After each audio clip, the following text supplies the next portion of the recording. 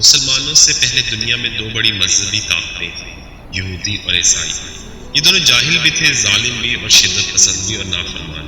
یروشلم کے ربیوں نے جوری بنا رکھی تھی۔ یہ جوری دنیا کی ہر نئی چیز، نئی ایجاد اور نئی سوچ کو مذہب کے خلاف قرار دے دیتی تھی۔ جوری تورات سے کوئی آیت تلاوت کرتے تھے، نئی خیال، نئی سوچ، نئی چیز دینے والے کو صلیب پر چڑھا دیتے تھے۔ یہ لوگ انبیاء تک کو نہیں بخشتے تھے، یہ انہیں آرے سے چیر دیتے تھے اور انہیں غاروں میں بند کر کے بھوکا پیاسا مار دیتے تھے۔ آپ عیسائیوں کو دیکھیے، عیسائیت یہودیوں کے جبر، ظلم اور عدم برداشت اور جہالت کا رد عمل تھی۔ یہ لوگ پھانسیاں چڑھے، صلیبیں اٹھاتے، کوڑے کھاتے اور جیلیں برداشت کرتے ہوئے آگے بڑھے اور آہستہ آہستہ دنیا کو مذہبی طاقت بن گئی۔ مگر پھر بھی یہ یروشلم کے ربی بن گئے اور پوپ نے وہ اختیارات حاصل کر لی جو یروشلم کے ربی جوری کو حاصل تھے۔ چرچ 19ویں صدی تک اتنا مضبوط تھا کہ عام لوگوں کے کھانے پینے، رہنے سہنے اور لباس تک کا فیصلہ کرنا۔ کافی، اب جو آج کل آپ بولتے ہیں کافی، مسلمانوں کی دریافت، یہ مشروب ایتھوپیا میں دریافت ہوا، مکہ پہنچا اور خانہ کعبہ کے سامنے دنیا کی پہلی کافی شاپ بنی۔ کافی صوفی ڈرنک یا مسلم ڈرنک مشہور ہو گئی تو پوپ نے مسلمانوں کی وجہ سے اسے حرام قرار دے دیا۔ کافی سن 1500 تک عیسائی دنیا تک حرام اور ممنوع تھی، یہاں تک کہ 1500 میں پوپ نے کافی کا پہلا گھڑ بھرا اور اسے جائز قرار دیا۔ ٹائی مسلمانوں کی ایجاد تھی، یہ کتبہ شہر میں زریاب کرتبی نے ایجاد کی۔ خلیفہ کا سٹاف ٹائی باندھتا تھا، پادریوں نے ٹائی پر پابندی لگا دی۔ یہ ٹائی کو کرتبہ کی مناسبت سے کرتوبی کہتے ہیں۔ آپ آج بھی فرینچ زبان اور آدھے اسپین میں ٹائی کو کرتوبی کہا جاتا ہے۔ چرچ نے ٹائی کو حلال کیسے قرار دیا، یہ بھی ایک الگ کہانی ہے۔ عیسائی پادری بھی یہودی ربیوں کی طرح نئی ریسرچ، نئی ایجادات، نئی سوچ کے خلاف تھے۔ یہ بھی انجیل کی آیات کی تلاوت کرتے، آیات کی اپنی مرضی میں تعبیر بیان کرتے اور سائنسدانوں کو پھانسی پر چڑھا دیتے تھے۔ آپ اس زمین میں نکولس کوپرنیکسن کی مثال لیجیے۔ کوپرنیکسن تو علم ہیئت اور ریاضی کا ماہر تھا۔ اس نے 1520 میں سورج اور زمین کے رشتے پر کتاب لکھی۔ اس نے کتاب میں انکشاف کیا کہ زمین سورج کے گرد چکر لگاتی ہے۔ وہ چرچ کے اختیارات سے واقف تھا، چنانچہ اس نے کتاب پر اپنا نام نہیں لکھا۔ پادریوں نے کتاب کو خلاف مذہب قرار دے دیا۔ پادریوں کا کہنا تھا کہ انجیل میں لکھا ہے کہ سورج زمین کے گرد گھومتا ہے، چنانچہ یہ نئی تھیوری انجیل سے متصادم ہے۔ مصنف کے خلاف سزائے موت کا حکم آ گیا۔ چرچ کوپرنیکسن سے 22 سال یہ پوچھتا رہا، یہ کتاب تم نے لکھی، اور کوپر انکار کرتا رہا، یہاں تک کہ 1543 میں جب اس کی موت کا وقت آ گیا تو اس نے اپنا جرم بھی مان لیا اور کتاب پر اپنا نام بھی تحریر کر دیا۔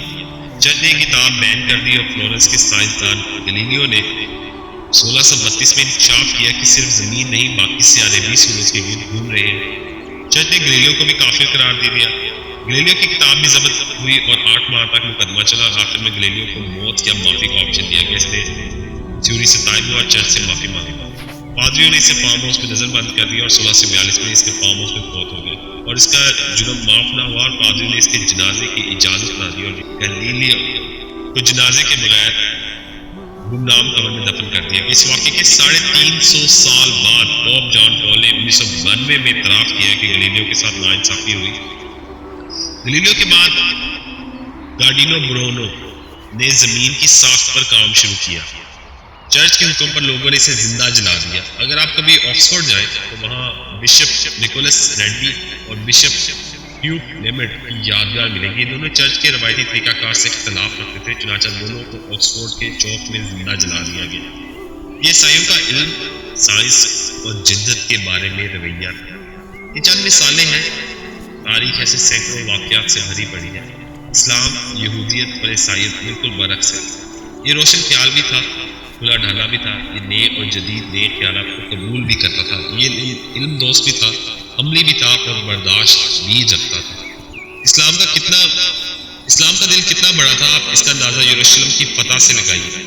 حضرت عمر فاروق یروشلم کی فتح پر بیت المقدس گئے اور آپ نے چرچ میں نماز ادا کرنے سے انکار کر دیا۔ آپ کا کہنا تھا میں نے اگر چرچ میں نماز پڑھ لی تو مسلمان تمام کلیساؤں کو مسجد بنا دیں گے۔ مسلمانوں نے سینکڑوں سائنسدان، فلسفی اور فقیہ پیدا کیے۔ محمد ابن موسیٰ الخوارزمی نے 810 سے لے کے 820 کے درمیان الجبرا کی بنیاد رکھی۔ ثابت بن قرا نے 880 میں شماریات، اسٹیٹکس کا علم متعارف کرایا۔ ابن الہیشم نے 910 میں روشنی اور علم بصارت پر کام کیا۔ یونانی فلاسفر اور مذہب یہ کہتا تھا کہ ہماری آنکھ میں روشنی نور ہوتی ہے. یہ کرایہ یعنی جو کریا کہا جاتا ہے. ابن الہیشم نے 1010 میں روشنی اور بصارت پر کام کیا. یونانی فلاسفر اور مذہب پر کہتا تھا کہ ہماری آنکھ میں روشنی نور ہوتی ہے، یہ روشنی آنکھ سے نکل کر اشیاء پر پڑتی ہے. ابن الہیشم نے یہ فلسفہ مسترد کر دیا. اس نے ثابت کیا کہ روشنی باہر سے ہماری آنکھوں میں داخل ہوتی ہے اور ہماری آنکھ سے پیچھے پردہ ہے جس پر تمام مناظر منعکس ہوتے ہیں. ابن الہیشم نے 1000 سال کتاب المناظر کے نام سے کتاب لکھی اور ابن الہیشم کے اس فلسفے کو بارزہ کیمرہ ایجاد ہوا. اینک منی اور آنکھوں کا علاج شروع ہوا. ابو ریحان البیرونی نے 1020 میں ریاضی، تاریخ اور جغرافیہ پر کام کیا. اس نے زاویے کو 3 برابر حصوں میں تقسیم کیا اور زمین کا محیط نکالنے کا طریقہ ایجاد کیا.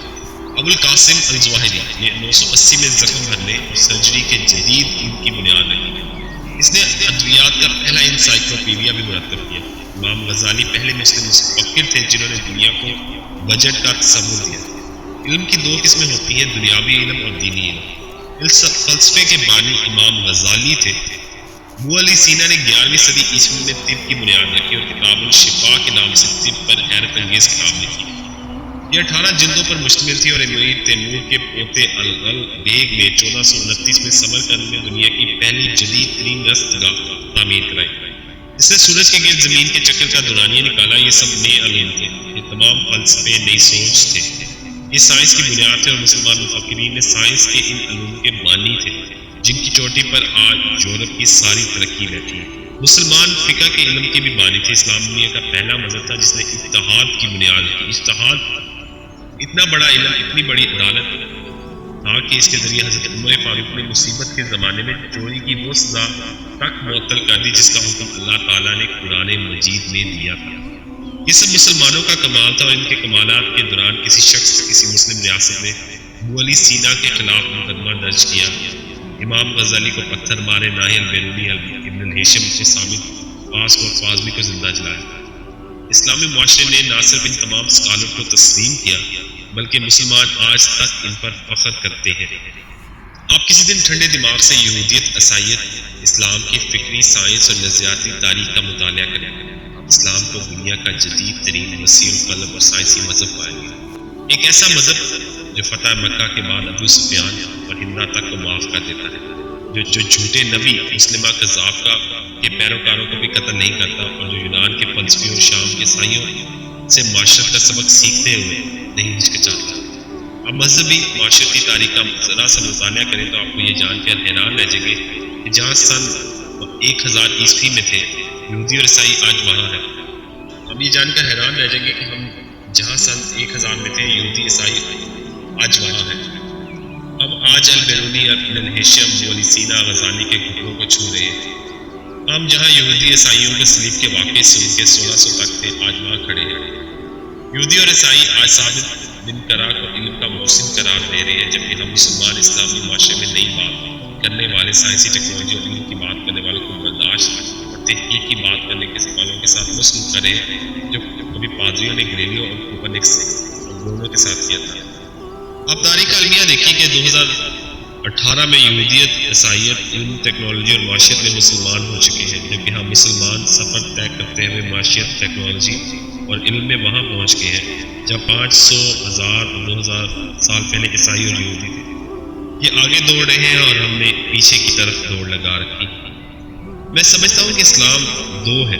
ایک وہ اسلام جو خلفائے راشدین کا اسلام تھا، جو الخوازنی، ابن سینا، البیرونی، امام غزالی، ابن الہیشم، ابن خلدون، ابن کثیر، ابن تمیم اور ثابت بن قرا کا اسلام تھا. دوسرا وہ اسلام ہے جو داعش کا اسلام ہے، ایک ایسا اسلام جو اپنے علاوہ دوسرے مسلمان کو مسلمان ہی نہیں سمجھتا، جس میں شیعہ سنیوں کو کافر سمجھتے ہیں اور سنی شیعہ کو کافر، جس میں وہابی کی جنت اور ہے اور بریلوی کی بہشت اور، جس میں وہابی اور بریلوی کی جنت ایک دوسرے سے مختلف ہے اور ہم کنفیوز کھڑے ہیں.